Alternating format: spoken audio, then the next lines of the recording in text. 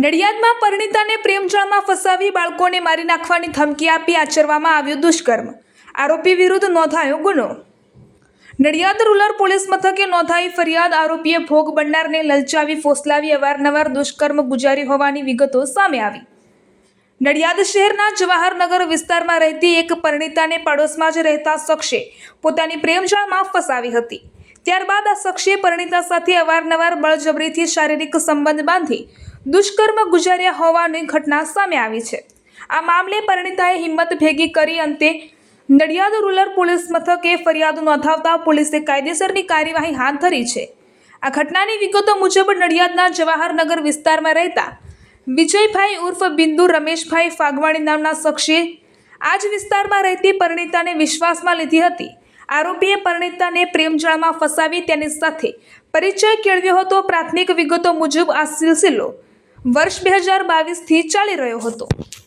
આરોપી વિજય ઉર્ફ બિંદુએ પરિણીતાને ફોસલાવી અને લલચાવી પોતાની જાળમાં ફસાવી હતી. ત્યારબાદ તેણે પરિણીતાની મરજી વિરુદ્ધ અવારનવાર બળજબરીથી શારીરિક સુખ માણ્યું હતું.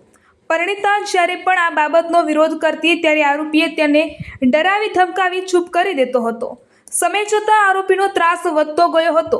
આરોપી આ પરિણીતા સાથે પરાણે સંબંધ રાખવા માટે દબાણ કરતો હતો. જ્યારે પરિણીતાએ આ સંબંધનો અંત લાવવા પ્રયાસ કર્યો ત્યારે આરોપીએ અત્યંત ગંભીર ધમકીઓ આપવાનું શરૂ કર્યું હતું. આરોપીએ પરિણીતાને ધમકી આપી હતી કે જો તેની સાથે સંબંધ નહીં રાખે તો તેના બંને બાળકોને જાનથી મારી નાખશે. પોતાના બાળકોના જીવ પર જોખમ હોવાનું અનુભવતા પરિણીતા લાંબા સમય સુધી આ માનસિક અને શારીરિક ત્રાસ સહન કરતી રહી હતી. જોકે સતત મળતી ધમકીઓ અને દુષ્કર્મની ઘટનાઓથી કંટાળીને અંતે પરિણીતાએ પરિવારની મદદથી પોલીસનો સંપર્ક કરવાનું નક્કી કર્યું હતું. આ ઘટના મંજીપુરા રોડ પર આવેલ એક સોસાયટીના વિસ્તારમાં બની હોવાનું બહાર આવ્યું છે. આ મામલે નડિયાદ રૂરલ પોલીસ મથકે ગુનો દાખલ કરવામાં આવ્યો છે, જેમાં પોલીસે આ મામલે આરોપી વિજય ઉર્ફ બિંદુ વિરુદ્ધ ગુનો નોંધી તેને ધરપકડ કરી વધુ કાર્યવાહી હાથ ધરી છે. હાલમાં પોલીસે ભોગ બનનારનું નિવેદન નોંધીને આ ઘટના સ્થળનો પંચનામો કરવાની તજવીજ હાથ ધરી છે.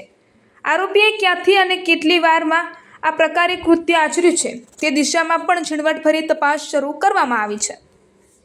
દેશ અને દુનિયાના સમાચાર જોવા માટે અમારી ચેનલ વાત્સલ્યમ સમાચારને સબસ્ક્રાઇબ કરો અને બેલ આઇકોન પર ક્લિક કરો, જેથી આપને રોજે રોજની તમામ અપડેટ મળતી રહે. સાથે જ અમારા ફેસબુક અને ઇન્સ્ટાગ્રામ પેજને ફોલો કરો.